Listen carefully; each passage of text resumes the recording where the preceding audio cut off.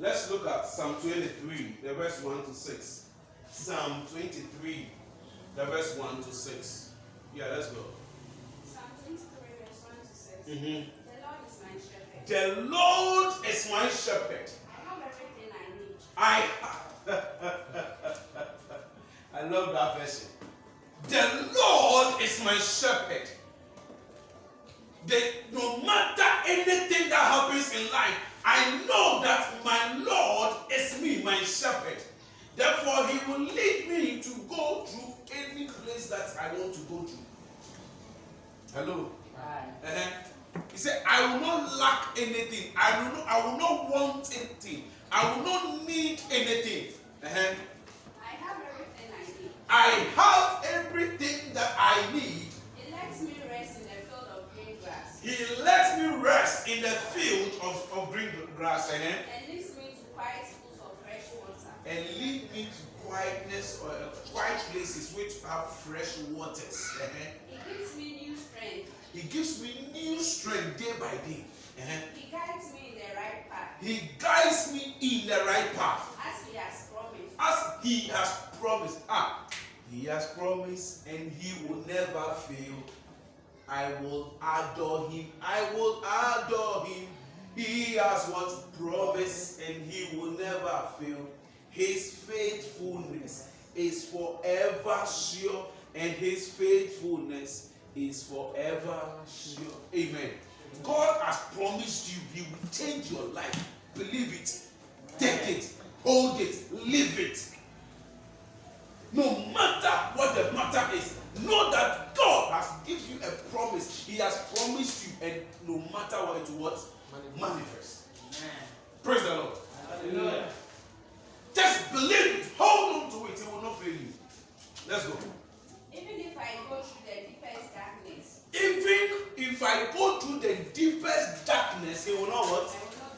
I will not be afraid. I won't be afraid. Yet though I walk through the valley of the shadow of death, I will not be what?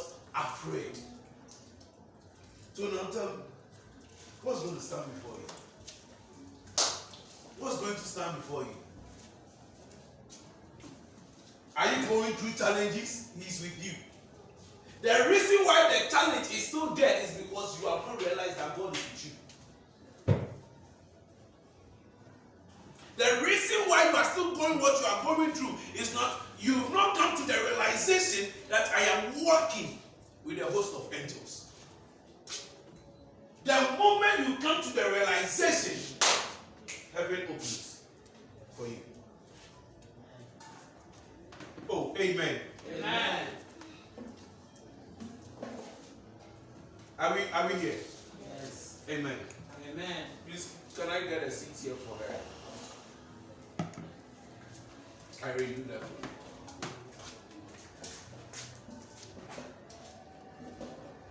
you. Amen.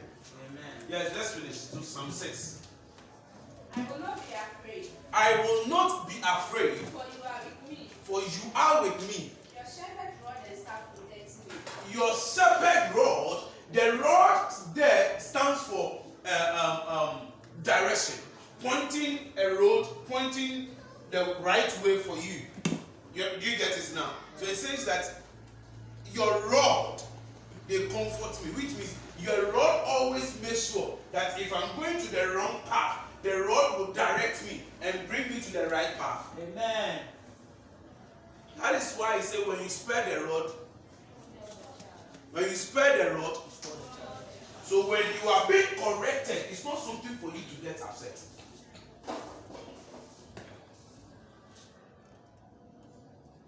Hello? If you are being corrected, that is not the point for you to do what?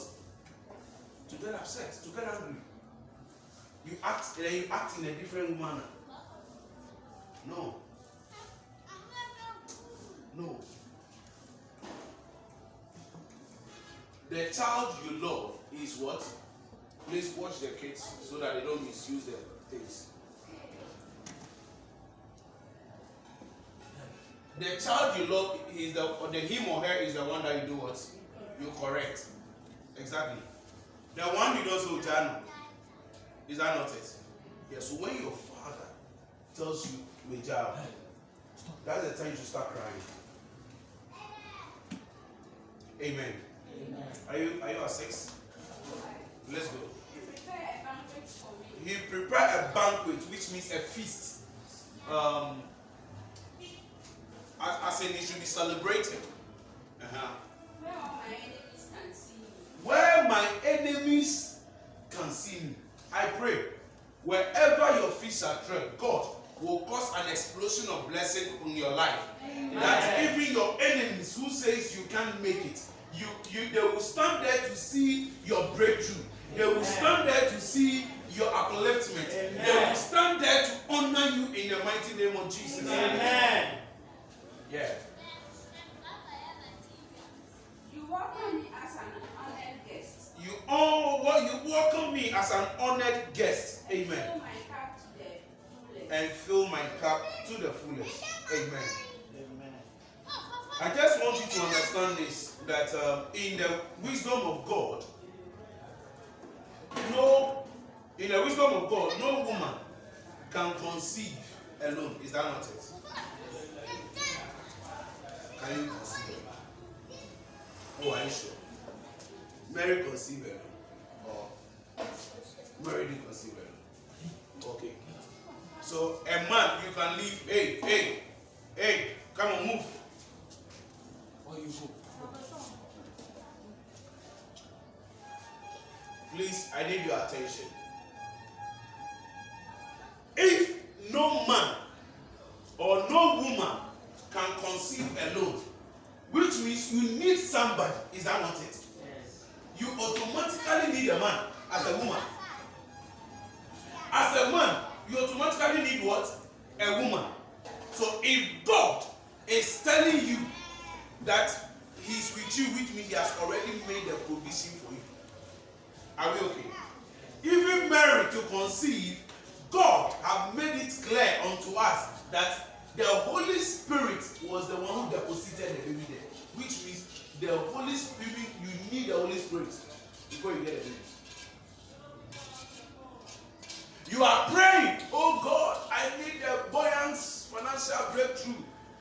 Remember, that prayer, the answer is with a man. That is why you don't just treat people. Because you can meet somebody who is down today. That person is the person who will be the one to feed you tomorrow. Are we okay? You are maltreating somebody today. That same person is going to be the one to feed you tomorrow. So you don't look down on people. You embrace everybody. And the fact that I'm good to you doesn't mean that I should look down on you.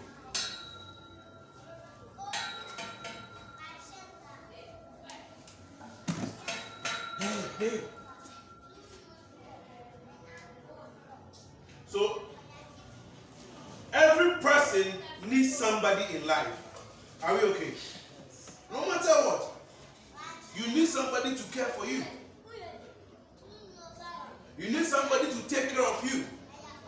You need somebody who, just name it. Spiritually, you need help. You need somebody to help you out. Is that not it? Physically, you need help. Financially, you need help. No matter what you do in life, you need somebody. So I'm so surprised when people will be praying and say, me, I don't need anybody. I don't need any man. I need my Lord Jesus Christ. Who are you praying to? He thinks he alone. He thinks he alone. Go. But life is based on people. Life is based on what? People. That is why, in that sense, that is why Paul said, we should not forsake the assembling of the believers. As we have gathered like this, do you know what God pours on us? He said he will give you shepherds after your own word, after his own word heart. He will give you shepherds after his what? His own heart. Who will feed you with the right knowledge. So what you need in life, that You need God and you need man. Bible says Jesus grew in stature and he had favor before God and he had favor before man. If you have favor with God and you don't have favor among men, trust me, come back, watch it. Lazarus, he died as a poor man. Abraham died as a rich man. There is difference. These two.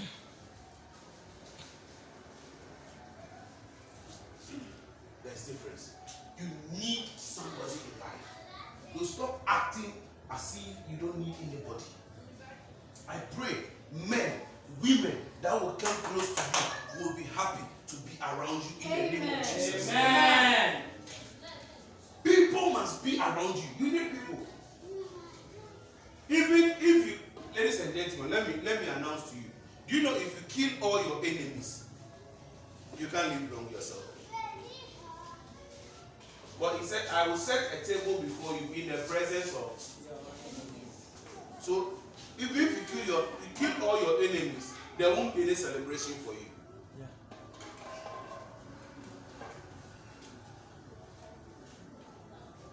If Holy Ghost, and no, I don't know. That's all we know. I think one of these days I need to come and teach about the fruits of the Spirit. Not fruits of the Spirit. And you understand it. You understand life. Life is in a way that if you don't take time, you put yourself in trouble. Hallelujah. Amen. Oh, hallelujah. Amen.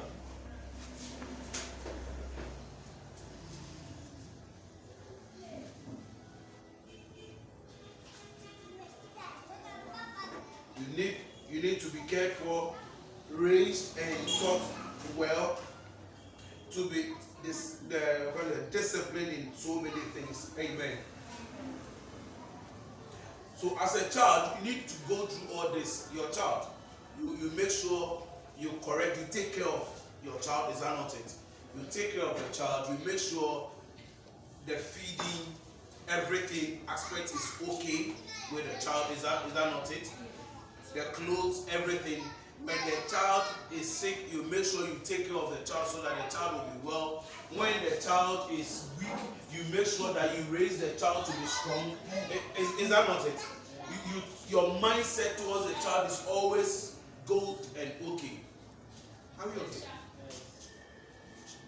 You make sure that if the child, you are discipling the child in a way that the child will understand who you are as a mother, who understand who you are as a father, who understand who you are as a parent, then the child can be able to follow your footsteps as a mother or as a father. Because every child, every father, every parent wants to see his or her child following their footsteps or doing better in life. Is that okay?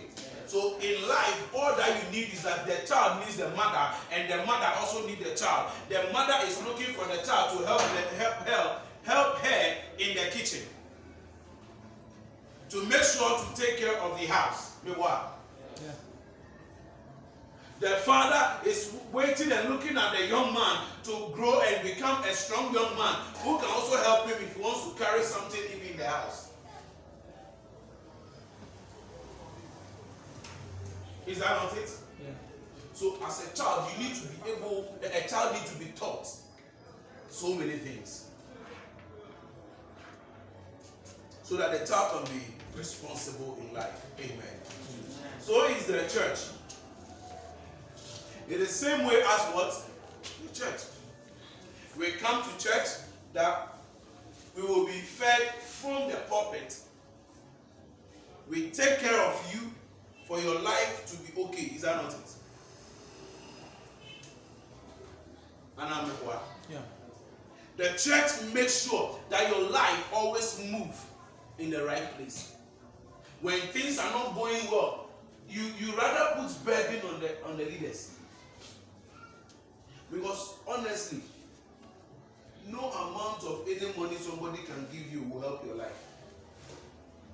But when your spiritual life is intact, the little amount they give you you can make buoyant money, financial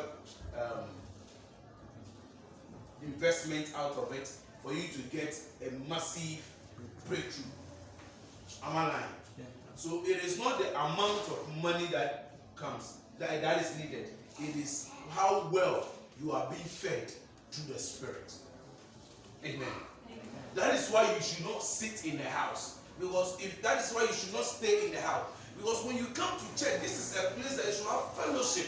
This is the place. David said, I was glad when they said unto me, let us go into the house of God. Because in the house of God there is liberty. There is joy. There is happiness. Hello? There are so many things. So you make sure that you don't just leave just like that. We will say, oh, Pastor, we can watch the message online. Are you sure people watching the message online?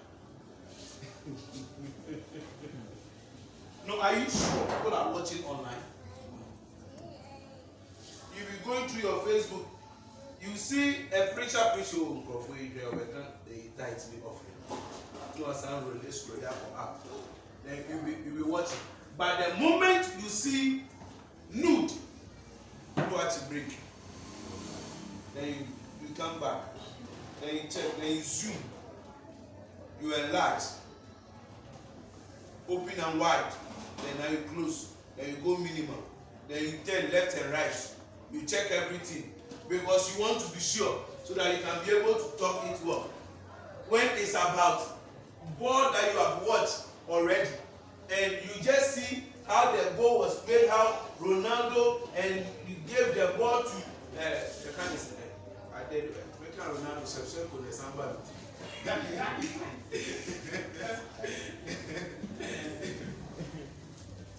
How Messi can dribble and lay the pass and give it to Piqué or give it to somebody else to make the goal. And the way you see it, then as a young guy, you just go, Charlie, Messi be too much. When was the last time you catch break?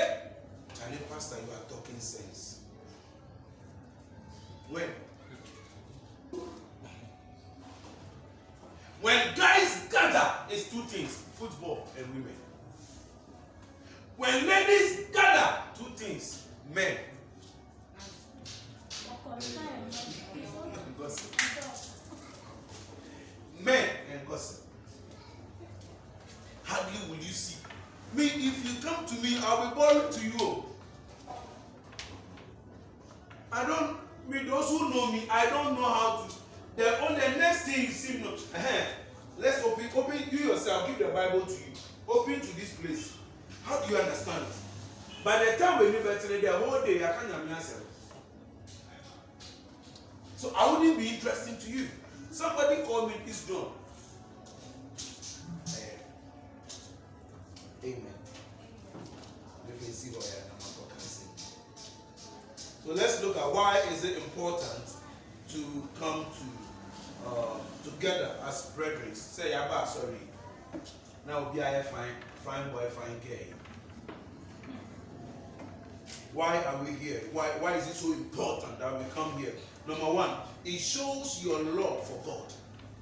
It shows your love for God. Let's look at Psalm 26, verse 4 to 8. Psalm 26, 4 to 8.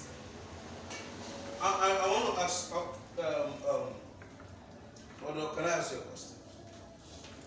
If right now you get a boyfriend, or let's put it that way, your boyfriend, and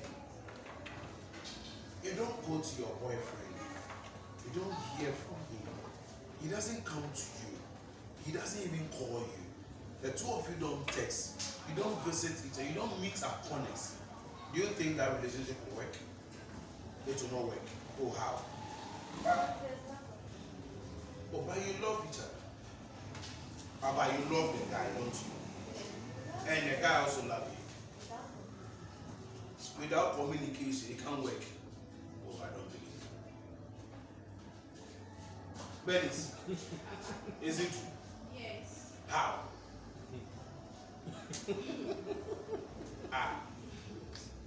I love you. You love me. So what's your problem? I need to hear I love you all the time. You need to hear. I Why is it contract? I'll say No, I need to. actually, Yeah. no words. I know that you care about me, my own friend. You don't talk. Yes, It's like you are there. The person is a ghost. Yeah, The person is a ghost. Hey, Oh, how? it's like you don't exist. Okay, do you see God? So how do you know God loves We hear his message all the time. you? You hear his message all the time. Yes. Okay. Telling us that he loves us. Okay. So when was the last time you yourself you sat down and communicated with God through prayer, through studying of the word?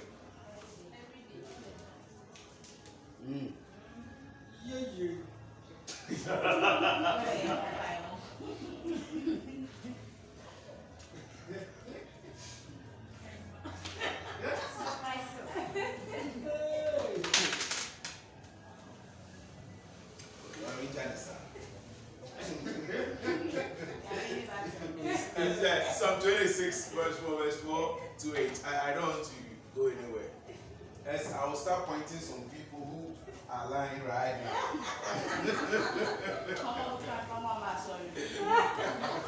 Psalm 26, verse 4 to 8.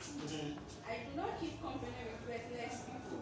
I do not keep company with what? Worthless people. With what? Worthless people. But what do you say there? What do you mean? Yes, what do you say I there? have not sat with vain persons. Oh, what do you I have not sat with vain persons. You have not sat with vain person. Also, what do you say there? I do not sit with the deceitful. I don't sit with deceitful. What's your own saying? I have not sat with idolatrous mortals, nor do I go in with hypocrites. Idolatrous, Mortals. mortals, and hypocrites. So you don't sit with such people. Okay, yours is what? You are coming, keep coming. The same as what? I do not keep company with worthless people. Have nothing to do with what? With hypocrites. Asan, you are coming, so now come. Psalm 26, 4. Give me the 4.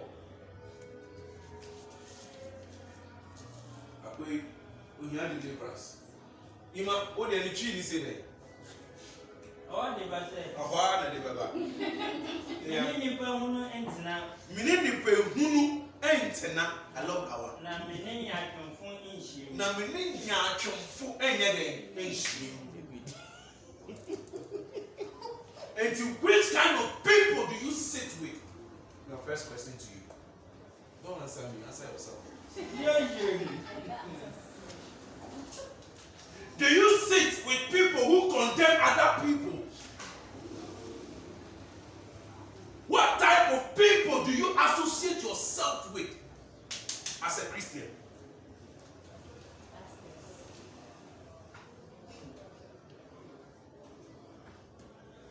This don't.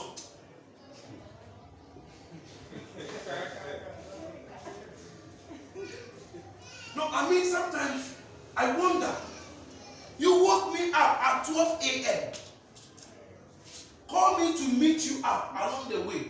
By 1, I've been able to meet you. And you want to talk about somebody at that time.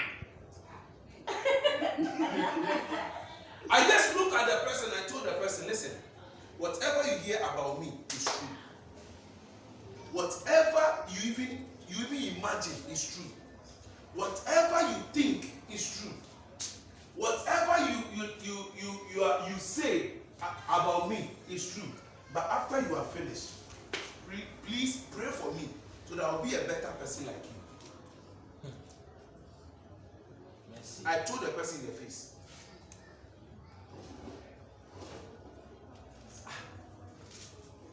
Are you sure his upstairs is working? I thought something is wrong. At least, Eja. And you just like that? No. You must listen, associate yourself with people who will better your life. Associate yourself with people who will let you move forward. Not weed smokers, not prostitutes, not harlots, not thieves, not people who talk about pastors. Who is your friend? Show me your friend. So if you show me your friend, I will show you your character. Then who is your friend? What kind of people do you associate yourself with? So the church is a place that when we come, we don't come to talk about people. It's a place we come to hear from God that our life can move forward. Amen. When you sit around 5 millionaires, automatically, with time, you become the 6th millionaire.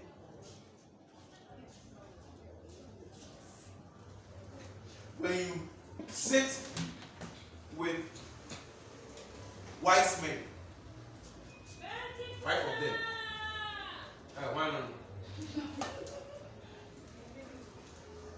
and you are the 6th person, automatically you become the 6th wise person. So what about if you sit around 5 gossip? You become what? The 6th. What about you sit around 5 poor men? Automatically you become what? The 6th poorest. So whoever you associate yourself with time, you end up becoming the next victim of what they are facing. When you come to church, let me ask you, Ima, do you know today you can stand here to lead something? No, right? But when you started coming to church, today you can stand here and lead the program. Is that not it? So which means when you came into the assembly of God, whatever is being given out, you became the next person to take it. Is that not it? So when you always absent yourself in church and you always associate yourself with the wrong kind of people, automatically you become the next victim of whatever they are going through. You sit around people.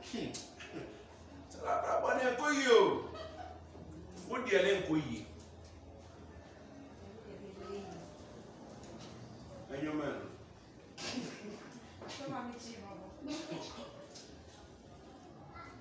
Sit around people who say no matter what, God will make a way where there seems to be no way. Streams will still flow even in the desert places. You should be able to have people who can encourage you. You should have people who elevate your spirit, and not people who will dampen your spirit. It's not about show off, it's about the reality on ground. Amen. Amen. The church. So when you are able to come to church, God is a king. He said, when you give your life to me, you are the next king. Romans 1, 5, 6, what does it say?